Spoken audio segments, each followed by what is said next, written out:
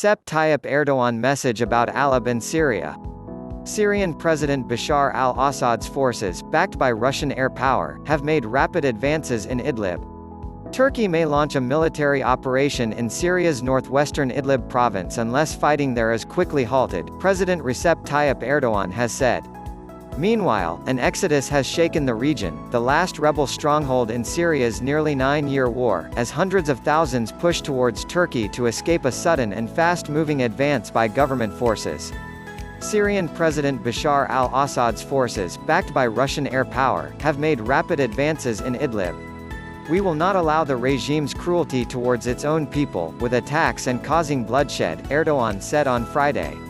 Turkey with complete sincerity wants Syria's stability and security, and to this end, we will not shy away from doing whatever is necessary, including using military force. The recent campaign has raised tensions between Ankara and Moscow, which back opposing sides in the conflict.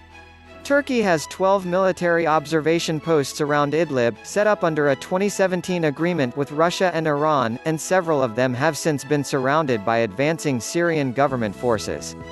Erdogan accuses Russia of violating agreements to reduce the fighting in Idlib, a charge Moscow denied on Friday. Kremlin spokesman Dmitry Peskov said Idlib was a haven for fighters targeting Syrian troops and a Russian airbase in Syria. Turkey, which already hosts 3.6 million refugees from Syria, fears a fresh wave of migrants from Idlib. A United Nations report on Thursday estimated that 390,000 people have fled northwest Syria between December 1 and January 27, 80% of them being women and children. Erdogan on Friday repeated that Turkey could not handle a fresh influx of migrants and would not allow new threats near its borders, even if it meant resorting to military power as it did in 3 previous cross-border operations in northern Syria.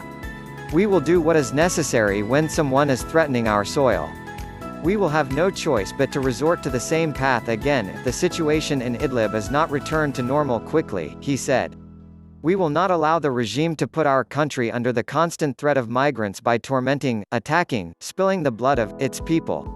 Turkey, which has backed rebels fighting to remove Assad, has repeatedly asked him to step down, even while Iran, Russia and Turkey have said they seek a political solution to the conflict.